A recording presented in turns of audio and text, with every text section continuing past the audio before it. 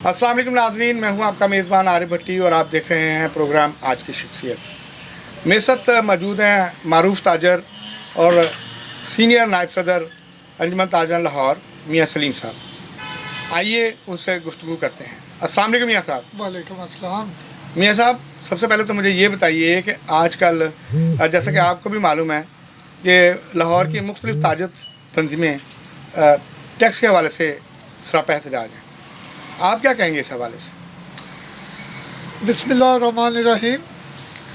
देखिए जी, ताजर, दुकानदार या ट्रेडर्स या फैक्ट्री ओनर, ये मुल्क का वो पिलर हैं जिनका टैक्स इकट्ठा होता है और मुल्की मामला चलते हैं।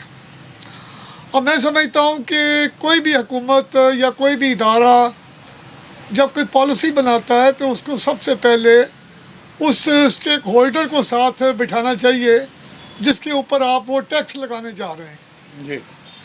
लेकिन बदनसीबी ये है कि हमारे मुल्क में ऐसा नहीं होता। हमारे मुल्क में कमरों में बैठ के पॉलिसियाँ बनती हैं, कमरों में बैठ के उनके ऊपर इम्प्लीमेंट होता है, और जब इम्प्लीमेंट नहीं होता तो फिर इनडायरेक्ट टैक्सेस लगाए जाते हैं जिनका ना सर होता है ना मुंह होता है। हमारे मुल्क में 20 बार ऐसे टैक्सेस लगे हैं जिनका पूरी दुनिया में वजूद नहीं है। जैसा कि इससे पहले पिछली हुकूमत में एक विद होल्डिंग टैक्स लगाया गया, जी। पूरी दुनिया में उसका वजूद नहीं था। इसी तरह अभी मौजूदा एफबीआर ने पिछले 2 साल पहले एक ट्रेडर के ऊपर आईडी कार्ड की शर्त रखी गई। जब आप फैक्ट्री ओनर से माल लेते हैं तो वहाँ पर सेल टैक्स कट जाता है, टैक्स पे हो जाता है, और फिर मैं नहीं समझता कि आप ट्रेडर्स को बिला वजह परेशान करें, तंग करें। तो ये आईडी कार्ड की शर्त जो है ये मैं बिला जुआ समझता हूँ। ये हमारा 2 साल पहले का अभी तक मुतालबा है एफबीआर से कि इसको ख़त्म किया जाए।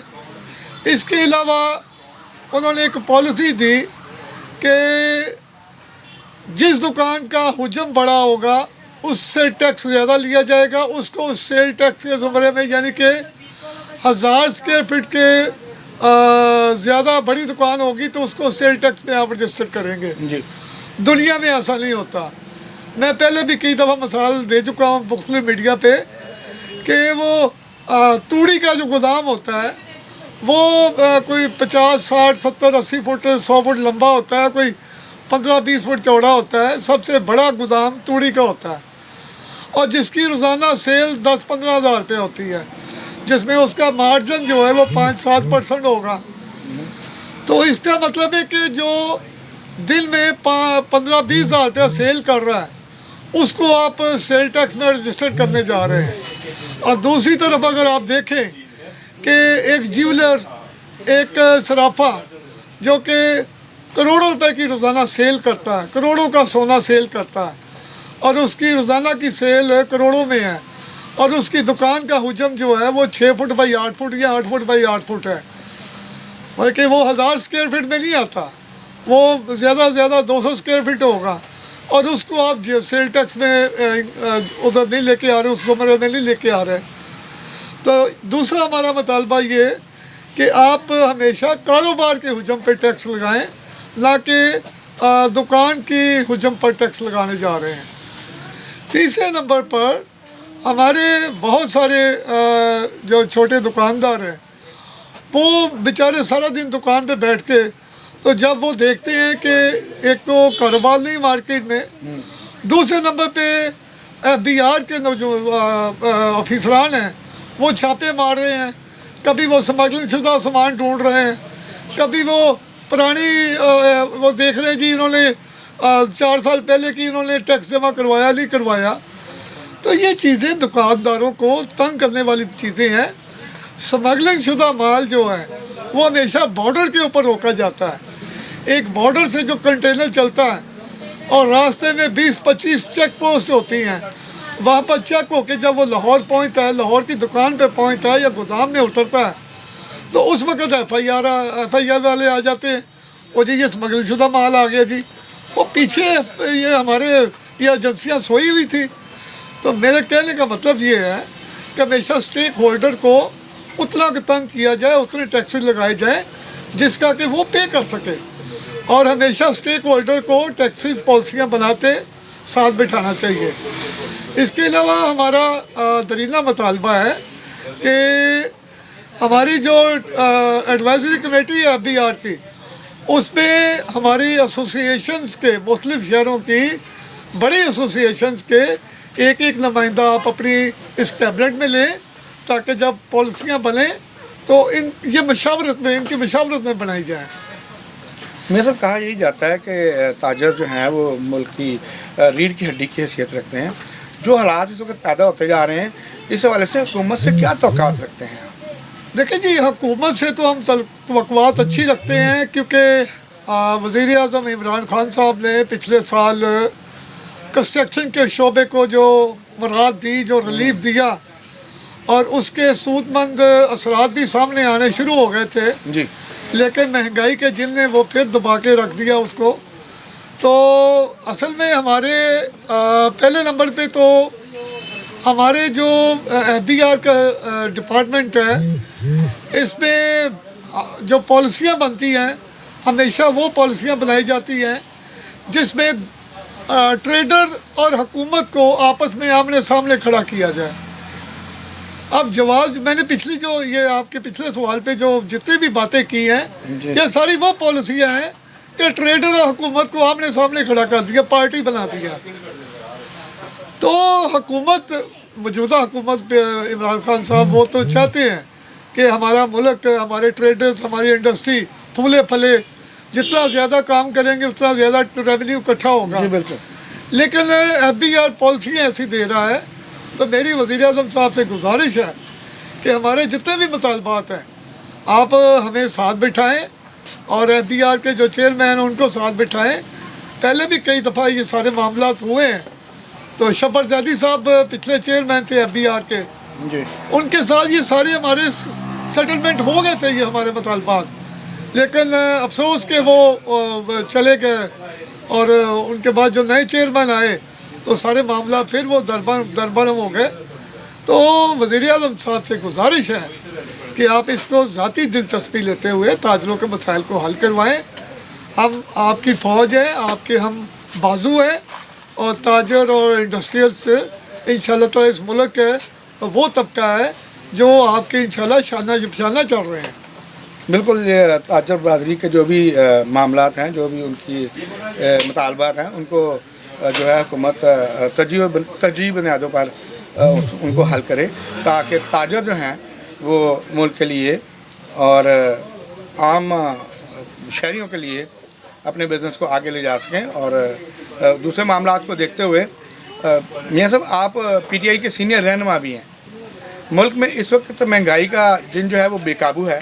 आटा, चीनी, घी, पेट्रोल जो एक माह में 2 दफ़ा बढ़ गया है, क्या कहेंगे? लोग बड़े परेशान हैं और इसके हवाले से लोग बड़ी पस्ती की तरफ जा रहे हैं। देखिए जी, इसमें कोई शक नहीं है कि महंगाई का जिन बेकाबू है। आटा जब सीज़न गंदम का होता है तो आटा गायब होता है, जब चीनी की क्रशिंग का सीज़न होता है तो चीनी गायब होती है, उसका रेट बढ़ जाता है। तो ये सारी चीज़ें असल में हम अगर अपनी नज़र 3 साल पीछे दौड़ाएं तो पाकिस्तान पूरी दुनिया में तनहा रह गया था।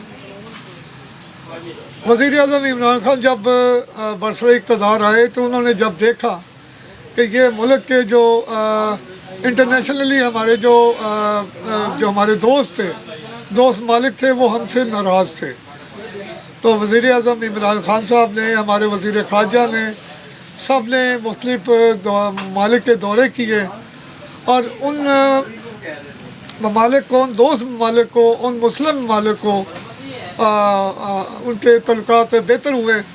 तो उसके बाद जब मुख्तलिफ बड़ी इंटरनेशनल जो चेन्स थी उन्होंने पाकिस्तान आना शुरू कर दिया और पाकिस्तान में अपनी इन्वेस्टमेंट शुरू कर दी, तो हमारी अपोजिशन ने देखा कि ये हुकूमत तो स्टेबल हो रही है, मुल्क स्टेबल हो रहा है, मुल्क जो है तरक्की की तरफ गामजन हो गया है, तो उनको ये चीज़ हजम ना हुई।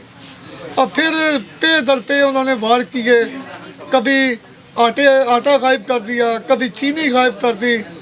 तो कहने का मतलब ये है कि सीज़न हो आटा का, गंदम जो है अभी गोदाम में आई है और आटा गायब हो, चीनी की क्रशिंग का सीज़न हो और चीनी गायब हो और चीनी महंगी तरीन हो, तो मैं समझता हूँ ये सिर्फ और सिर्फ हुकूमत को बदनाम करने वाली बात है। एक वक्त था, आज से अब 20-25 साल पीछे चले जाएं, तो हमारा पूरी दुनिया में मुल्क एक ज़रूरी मुल्क होने के नाते हम मशहूर थे। जी बिल्कुल। हमारा चावल, हमारी सब्जियां, हमारे फल, अनाज, हमारी गंदम, ये सारी चीज़ें पूरी दुनिया में हमारी मशहूर थी क्वालिटी के हवाले से। बिल्कुल। लेकिन आज बदनसीबी से जब सन 2000 के बाद इस मुल्क में कंस्ट्रक्शन इंडस्ट्री आई और हाउसिंग सोसाइटियाँ बनी, और हाउसिंग सोसाइटियाँ बनने के बाद ज़रूरी जो ज़मीन थी उसको ख़त्म करना शुरू कर दिया, और उसका रिज़ल्ट ये आया कि उसके बाद हम छोटी छोटी सब्ज़ियाँ जो हमारी रोज़मर्रा की हैं वो भी हम इंडिया और चाइना से मंगवाना शुरू कर दी। उसके बाद ये मौजूदा जब हमारी नई हुकूमत कायम हुई, इन्होंने किसानों को इतनी कमरात दी कि उस सिलसिले में किसानों का, उनकी अगर चावल का रेट था वो ज़्यादा दिया गया, उसके बाद उससे पहले गंदम का रेट वो ज़्यादा दिया गया, उसमें थोड़ी सी महंगाई हुई, लेकिन माफिया ने चीनी गायब की, आटा गायब किया। वो गायब करने की वजह से जो मार्केट में खला पैदा हुआ, उसकी वजह से महंगाई ने अरूज पकड़ा। लेकिन ये सब मैं यहाँ पे एक बात आपसे करना चाहता हूँ कि ये सारी चीज़ें तो देखें, वो तो बहरान उसका चल ही रहा था, लेकिन एक गौरतलब बात ये है कि इस वक्त चीनी जबकि सार्फिन को महंगे दामों में मिल रही है, लेकिन बहुत कम जगहों पर जाकर, क्योंकि लोग चीनी को समझ रहे हैं कि नायाब हो गई है ये चीज़, और चीनी का रेट भी ज़्यादा है, और क्रश चीनी आ रही है, बड़ी ब्रीक चीनी है, जो कि इतने पैसे खर्च करके भी उनको उसका मेयार नहीं मिल रहा। तो ये बताएं कि ये कहाँ पे जाके ये बात होती है? साहब, पिछले 3 दिन में पंजाब में मुख्तलिफ शहरों में छापे पड़े हैं गवर्नमेंट की तरफ से, और हज़ारों बोरियां चीनी की जो है बरामद की जा रही हैं। ये जो माफिया है, चीनी माफिया, आटा माफिया है, ये हमारे मुल्क की जो मोटी चीनी है वो दबाए बैठे हुए हैं, और मजबूरन हुकूमत को बाहर से चीनी इंपोर्ट करनी पड़ी, जो कि इंतहाई बारीक है, लेकिन वो क्वालिटी उसकी ठीक है। लेकिन हमारे माफिया ने ये सारी, ये एक तो शॉर्टेज की, फिर रेट बढ़ाया, फिर जब गवर्नमेंट उसको उसके ऊपर दबाव डालने लगी तो वो हाई कोर्ट चले गए, और हमारे हाई कोर्ट ने ऑर्डर जारी कर दिया कि हुकूमत की कोई एजेंसी किसी फैक्ट्री में जाके फैक्ट्री ओनर से चीनी नहीं ले सकती। तो कहने का मतलब है ये सारी चीज़ें मिक्स हुई हैं, ये बस अल्लाह पाक ही इस मुल्क को चला रहा है। तो ये सब कैसे ये कंट्रोल होगा, क्योंकि माफिया तो जो है वो हर वक्त सरगर्म रहता है, जिस चीज़ की शॉर्टेज होती है उसको छुपा लिया जाता है, और मार्केट में फिर ब्लैक में महंगे दामों उसको बेचा जाता है। ये माफिया कोई गैर नहीं है, ये माफिया वही है जो पिछली हुकूमतों में थे, माफिया वही है, वो फ़ायदा भी उठा रहे हैं, वो हुकूमत को बदनाम भी कर रहे हैं, और अपना कारोबार भी चला रहे हैं, और हर साल एक मिल से दूसरी मिल तैयार कर रहे हैं, इतना मुनाफा हो रहा है। तो मैं उनको कहूँगा खुदा का खौफ करें, इस मुल्क पे, इस अवाम पे रहम करें। ये आपका भी मुल्क है, इसका आपका भी फ़र्ज़ है। ये इतनी रकम पेमेंट कहाँ लेके जाएंगे? एक साहब लंदन जाके बैठे हुए हैं, और वहाँ से चीनी माफिया को टेलीफोन करते हैं और मार्केट से चीनी गायब हो जाती है।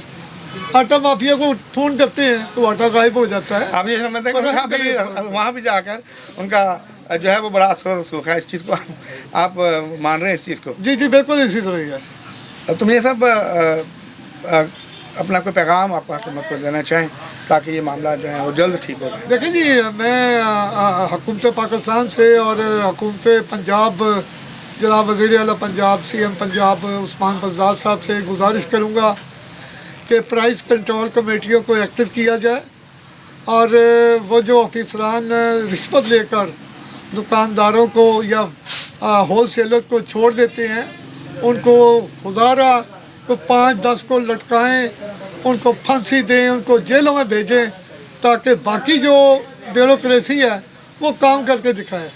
हमारी ब्यूरोक्रेसी काम करने को तैयार ही नहीं है।